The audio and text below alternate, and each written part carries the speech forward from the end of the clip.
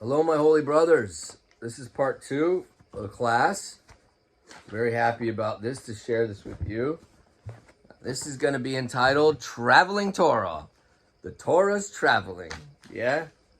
What are we talking about, traveling Torah? We're talking about the Torah, the Ark of the Covenant, the Word of God traveling through the desert when the Jews would move between camps. And there's an amazing part of a Talmudic study that I was doing, and I gave you guys a little introduction the other day. Actually, that was yesterday. I'm not moving in the car today, so I'm going to have to move to make the Torah moving. Yeah, a bunch of questions, but let's start with this. You know, dad. You either have hopefully had a dad. You do. I think everybody who's listening to this for sure, although other people can listen to it, has had a dad or is it dad, one or the other. Now, one thing that kids commonly feel is that if there were mistakes that kids made, is like, you're going to have clean up your room and clean up the house. And it's real, and that's what's going to have to happen. And then the kid's like, okay, fine. But then the kid is smart, he's strategic. So he, first of all, never talks about it because he doesn't want to remind his dad.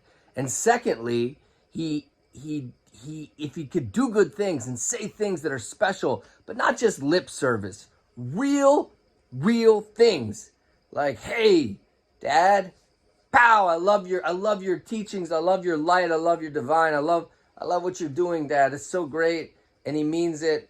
He creates a movement, and it can put a dad in a different mindset. For example, I know as a dad, if I'm thinking about something that my kids did, and we're like, okay, I have to follow through. I think I have a lot of parents that come in and they don't follow through. And one reason, besides just being neglectful, is because they get back to a good place with their kids. And when they're in a good place with their kids, they don't feel the need to, let's just say Johnny, what? I don't need to punish Johnny. Johnny's a good kid, and he's been good lately, and it just kind of fades. It fades. And it's like, it's okay. So that's something we're going to come back to, that concept. That when the dad is feeling good, he kind of goes past the negative decision to put a discipline upon us.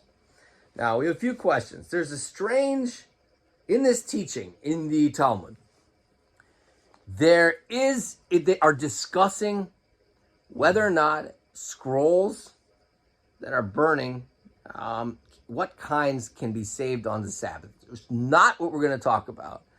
But in that discussion, meaning we can't violate the Sabbath or do bad things to save certain things. And some scrolls and have a certain level of holiness, and some don't. That's fine. Right? A contract scroll versus a holy Torah scroll. Torah scrolls you could save. But talking about the minimum, they talk about this verse. And this verse is that there's one verse in the middle of the book of Bamidbar that it talks about, I'm going to share it with you. But when the Ark of the Covenant would travel, when the Aaron, then that is in the middle of there. It says, "Vayihi ben soa Aaron v'yomer Moshe kuma Adonai v'yafutzu oyevecha v'yanusu misanecha mipanecha." That it was when the Ark would travel that Moses would say, Moshe Rabbeinu, kuma, arise, kuma, koma, statue. V'yafutzu oyevecha, and all of your enemies, they will spread, they will scatter. Yanusu misonecha mipanecha. And those that hate you, the hating ones, they will journey away from before your face, before your presence. And it's a very interesting verse. To say it simply, that when the ark, when they're traveling, when the camps begin to travel, and Moses would call out, hey, arise God, meaning arise God, in the presence, please go forth, your presence, and all of your enemies will scatter away, and all of your haters will, they will just flee from your presence. All the haters will flee. All of the enemies will scatter, and it'll be amazing. The road will be clear, and it'll be holy, and it'll be amazing, and our traveling will be unbelievable geschmack. You know, tangentially, I was reading last night a beautiful work, getting to know it. I didn't even know it really existed. It's called the book of Antiochus, the Kohen, the priest, the high priest at the time of Hanukkah. There is another book, not in the canon, that the sages approve, and in it they talk about like when the presence of God and like the intense miracles and all that came, that the enemies just they got this dread in them, and we see this throughout Tanakh also. I'm sure thinking of one of you holy brothers who's reading the Tanakh right now, amazing, who's reading the book. You read the book of Shmuel and Samuel. I mean, right, like these people get this dread in them when the presence of God comes upon them if they're enemies, right? And it's interesting. We'll talk about this. So this is going to be a pretty involved talk, so feel free to pause it or go away or just stop if it's not interesting to you. So that's it. We have this verse. And this verse is in the wrong place in the book of Bamidbar. Now, if you want to know where it is, it's in around chapter 11, and it's in the wrong place, meaning this whole idea in the beginning of the book of Bamidbar, the camps are setting themselves up. We're learning the whole order of the tribes in the desert, and as they will go, we say it, the verse was moved forwards, 8 chapters approximately, to this place in between two things. What? It's out of order. And we know that anything significant in the Torah is not an accident, and it's out of order. What do you mean it's out of order? So we have a bunch of questions we're going to have to address. Number one, why is it out of order? Number two, what is this helping from? We're going to learn a Talmudic teachings that it's dividing between two punishments.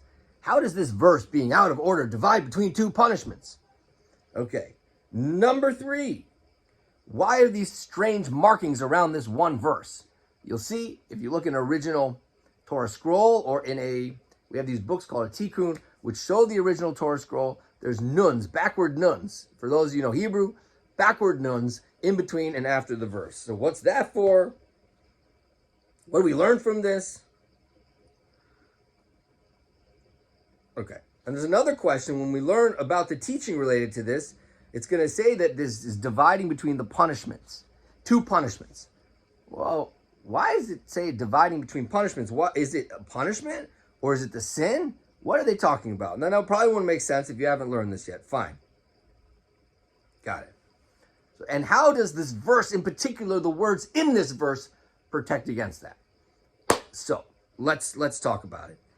And what does the power of word and reciting the Torah have to do with it? I guess there's a lot of questions I have, and I'm going to do my best to answer them. And what does it have to do with the story I told you in the beginning with the dad? Now, let's say like this. The teaching is like this. There's an argument. Why is this verse in the wrong place in the book of Bamidbar, in the book of Numbers? Why is it a number of chapters later than it ought to be in the biographical historical order? And Rebbe says to let us know that it's a sefer, it's a book for itself, and that actually there are 7 books in the Torah. 7 books in the Torah. 5 long books, but according to Rebbe Yehuda Nasi, this holy sage, the 4th book is divided into 2 parts. It's really 3 books. Half of the book, 1 sentence, and another half of the book. Okay, but really there are 7 books, and the smallest book that could be is approximately 86 letters. Fine, that's what Rebbe says. The sage that disagrees with him, other sages, and they bring the source for it, is from Rabbi Shimon ben Gamliel, who says no. The reason for this verse being out of the way is to protect us against 2 sins, a sin before and a sin after. And by putting this verse right in the middle, it will help with the judgments and the bad karma implementation on our lives. Okay. So we're just going to deal with that second one. That's why I'm bringing this context to set it up so you understand, if you care, why it is. Let me get water. Maybe it's a sign I'm talking too much here, huh? You guys are like, come on already. I wanted an 8-minute lecture and you're already on 10 minutes. Oh, that could be. Okay, so this verse is in the middle of two. What are the two sins? One sin is basically, we're going to move a little quicker, is the sin of complaining about journeying. It says earlier and later in two ways. We're not going to get into this, but it says that they were complaining about the journey. And then afterwards, according to the way Rabbi Shimon ben Gamliel is reading the Torah, it says they were complaining about food. What do you mean? That before they're complaining about the journey, like, oh my gosh, traveling is very difficult. This is hard. Like, man, okay. Yeah, like, okay. And afterwards, man, we only get to eat mun all the time. We've got to eat this, like, a seed of the coriander plant, and it always tastes like coriander plant. We're bored. We want quail. We want meat. We miss Egypt. You miss Egypt? Like, hello? You remember Egypt? But, okay, easy to say for us. But we're not different. And that's where we're going to get to already. We're not different. We complain about journeying. We complain about traveling. Oh, this is a hard day. Oh, I had to move my stuff. Oh, I had to move jobs. Oh. And we complain about food. This clothing's not comfortable like I like it. It doesn't look like it. My car, my this, my that. Okay, so this is about us. This is about us. And that's already where I want to go to, right? This is about us. So there were complaints beforehand and complaints afterwards. And in general, when God gives us amazing abundance, grace, divine protection, all that, and Rabbi Arush teaches extensively, get the book, The Garden of Gratitude. It's amazing. Yeah, the whole concept's in there. Honestly, I haven't read every word in it, but I've listened to lectures that teach it, and that's my main way of learning. So it says basically that complaining leads to exile, and thank yous and gratitude leads to redemption. It's not too late if you want to get in on it. I posted on the chat that anyone who wants to join me with 1,000 thank you challenge from 7 days ago by the end of today, which you could finish actually, let's say until tomorrow. We'll extend it one day. Tangential. So the point is that thank yous, 1,000 thank yous. So complaining leads to exile, and thank yous lead to gratitude leads to redemption. So complaining is not well appreciated by our Holy Father in heaven, especially in the presence of grace. Now, it's not like he's actually upset. It's that he's trying to develop us into special people and transform us. And when we complain like that, it shows him, sadly, that our character needs a lot of, like Rabbi Nachman says, if you think this is bad, I'll show you bad. And if you think this is good, man, I'll show you good. So let's go back to that father in the beginning. The father sees like, wow, what he's saying right now reminds me that, gosh, he has a lot of character development, my son. You know what? I do need that consequence. I do need him to clean his room. I don't care if he cleans his room. Really a good enlightened father, right? Is like, I know that this choice will help him develop his character and become a better person, serving, making the world a better place and serving God. So I need him to do this. That the complaint reminds the dad. It reminds the dad. So, and what's with these two complaints? Very interesting. I think if we think about it, one complaint is about physical, like the physicality of our life, of our car, of our clothes, of our relationship, intimacy, touch. And the other complaint is about food. It's about what we eat, our consumption, our pleasures in this world of the body. When we complain about those two things. The quail was interesting. Yeah, the quail was interesting. But first, let's talk about the journey. The journeying was interesting too, because the journey was really, we had, the rabbis tell us that there was a divine cloud in front of them and a pillar of fire at night. And that there was a cloud all around them, and it was all wonderful. Now, yes, and by the food, that the mun was interesting because it tasted like whatever you wanted it to. That the power of your belief at that time, the power of our belief, would create the mun. If we wanted it to taste like pancakes for breakfast, taste like pancakes. So basically, we could have anything we wanted to eat. So People complaining were the people, sadly, who didn't have the ability to make the mun probably taste like something else. So it really did take boring for them. And so they really did get upset, and they really did want meat, and they really were frustrated. But the people were able to really understand that the power of potential inside this food. It reminds me a lot of a wonderful story that I would love to go over sometime if we want to learn it together, called The Simpleton and the Sophisticate, the Tam and the Chacham. And the Tam has these three-cornered shoes that are just ridiculous, and they're uncomfortable, but he loves them. He's like, these are amazing shoes. He seems insane, but actually there's a genius in the way he's relating to his life for another time. So these complaints remind God. Now, what do you mean remind God? The events already happened, and the people already got punished in those times. Our people already got punished in those times. But we have an obligation to study and read the Torah. And so when we read the Torah and study the Torah and read it in the public, to the public world, we announce publicly, and then like the mistakes we made. And maybe we didn't fully change as a people. And then we announce the first mistake, we announce the second mistake, and we're bringing out, with the power of word, awakening the divine judgment. And so because we're awakening the divine judgment, by having this verse right in there, says the holy books that, the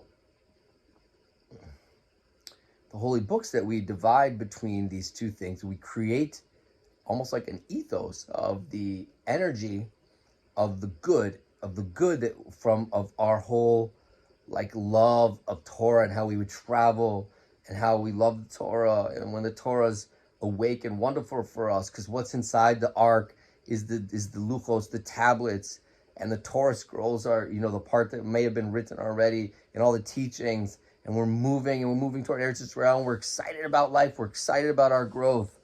And that's not easy when we're going through things, but we certainly can do it in that way too. So what this means to me is that when we take our complaints that we have unintentionally or intentionally, but whichever, and we pierce the space with our love of learning and growth, and we have a growing Torah, we have a awakening Torah, a Torah that's moving, a Torah that's alive, then we can reduce the Puraniyot, these judgments and these retributions. So I think that's a way in which and what's this built on? Why does this do anything out of order? And I think one possible reason is the power of word. We see that the world was created with speech, and the rabbis teach us in many places that speech has power, a power of transformation, power of things. And just like with the Father, it almost reminds Hashem. So he's like not thinking about it. This is all human terms, but it like brings to mind in the world the energy of complaint, which then brings. But if we work on ourselves, and we constantly work on ourselves, and we're learning today in the Only Today book this morning that every day has its own specialness. So we start again today. We listen to Rebbe Nachman and start again. And we begin again, and we start again, and we make an effort, and we make sure that we find something to make alive in our Torah studies. And if we can do that with God's help, we're going to minimize the negativity at this aspect of creation that's coming towards us. So let's go back to the questions. The questions were why. We didn't get to the why of these letters before and after, but we're answering the question because we're to separate it and say, there's an insert that doesn't really belong in this place, sort of. And part 3 we can do another time is that Rebbe Shimon ben Gamliel also says, hey, this is actually going to be put back in the times of the Messiah in the right place. But okay. Meaning we won't need it anymore. We'll have transformed our relationship with God and ourselves in the world, and we won't need it anymore. Amazing. So what are these two retributions? We answered that, right? They're the complaining about the traveling experiences and complaining about the food experiences. And what does the Gemara mean when it says it's in the wrong place? We explain we want to, put some strong speech, awakening speech that reminds the dad, reminds the divine daddy-o that we love the Torah. It's a traveling Torah. It's not, I want to call it traveling Torah because it's not a stale, sedentary, what's the word? It's sedentary. It's like a swamp. It's stagnant. It's not stagnant. It's alive and it's moving, and we have to work at it. It's not simple. And we're on the 8th day of Hanukkah. On the 8th day of Hanukkah is the greatest awakening of Mishnah and of light. And that light is the Torah light. So, and why are they marked by two nuns to separate, we said? And what can we learn from this? We can learn, again, to repeat and to stop. Now we're going to stop. That awaken the divine Torah, to awaken and pierce it and make it a traveling Torah, an awake Torah, and to do our best to not repeat the same mistakes and not to mention the bad, but to mention the good and to do well in the world. So I hope this was helpful. I hope it was interesting. If it's not, tell me. I want to make something more relevant to you. And have an amazing weekend, amazing Sabbath. And I appreciate the opportunity to be of service, I hope, to any of you that listen.